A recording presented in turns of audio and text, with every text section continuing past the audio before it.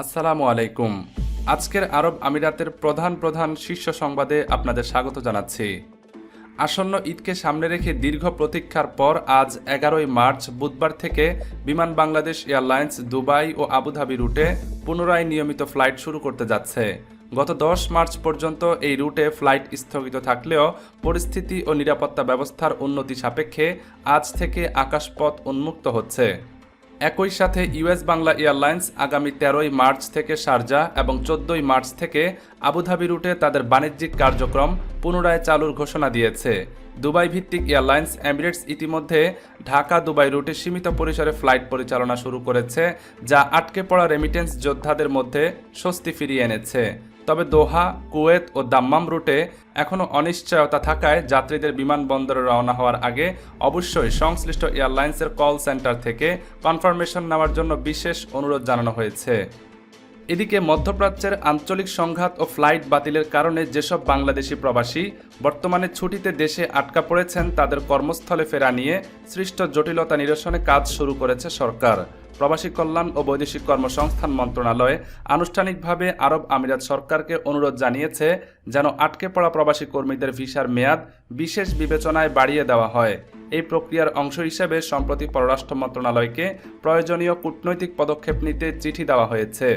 একই সাথে বিপাকে পড়া প্রবাসীদের জরুরি তথ্য প্রদান ও সব ধরনের আইনি সহায়তা দিতে প্রবাসী কল্যাণ মন্ত্রণালয় একটি বিশেষ হটলাইন এবং সার্বক্ষণিক মনিটরিং সেল চালু করেছে। সরকার আশ্বস্ত করেছে যে পরিস্থিতির কারণে ভিসার মেয়াদ শেষ হয়ে গেলেও কোনো কর্মী যেন চাকরি না হারান সে বিষয়ে আমিরাত কর্তৃপক্ষের সাথে নিয়মিত যোগাযোগ রক্ষা করা হচ্ছে। এদিকে সংযুক্ত আরব আমিরাতের অন্যতম বৃহত্তম তেল শোধনাগার লক্ষ্য করে গত কয়েক ঘন্টায় বড় ধরনের ড্রোন ও ক্ষেপণাস্ত্র হামলা চালানো হয়েছে।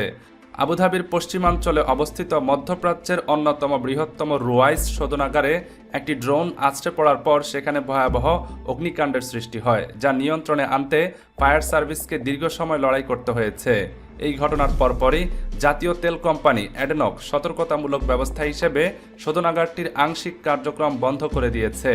অন্যদিকে আজ 11ই মার্চ বুধবার ভোরে ইরান থেকে ধেয়ে আসা এক ঝাঁক ব্যালিস্টিক ক্ষেপণাস্ত্র ও ড্রোনের বিরুদ্ধে আমিরাত প্রতিরক্ষা বাহিনী সর্বোচ্চ তৎপরতা দেখিয়েছে। আকাশ প্রতিরক্ষা ব্যবস্থা সফলভাবে অধিকাংশ ক্ষেপণাস্ত্র ও ড্রোন মাঝ আকাশেই ধ্বংস করতে সক্ষম হয়েছে, যার ফলে বড় ধরনের বিপর্যয় এড়ানো সম্ভব হয়েছে। বর্তমানে দেশের প্রতিটি প্রবেশপথ ও গুরুত্বপূর্ণ স্থাপনায় কড়া নিরাপত্তা ব্যবস্থা জারি রয়েছে এবং বাসিন্দাদের শান্ত থেকে সরকারি নির্দেশ মেনে চলতে বলা হয়েছে।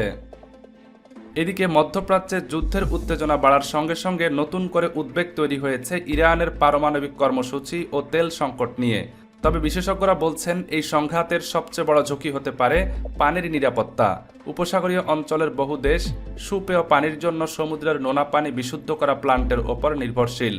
যুদ্ধের মধ্যে এসব স্থাপনায় হামলা বা সাইবার আক্রমণ হলে মুহূর্তেই তৈরি হতে পারে বড় মানবিক সংকট। ইতিমধ্যে বাহরাইনের তেল স্থাপনায় ইরানের হামলা এবং ইরানের কেশম দ্বীপের পানি শোধনাগারে যুক্তরাষ্ট্রের হামলার খবর সামনে এসেছে।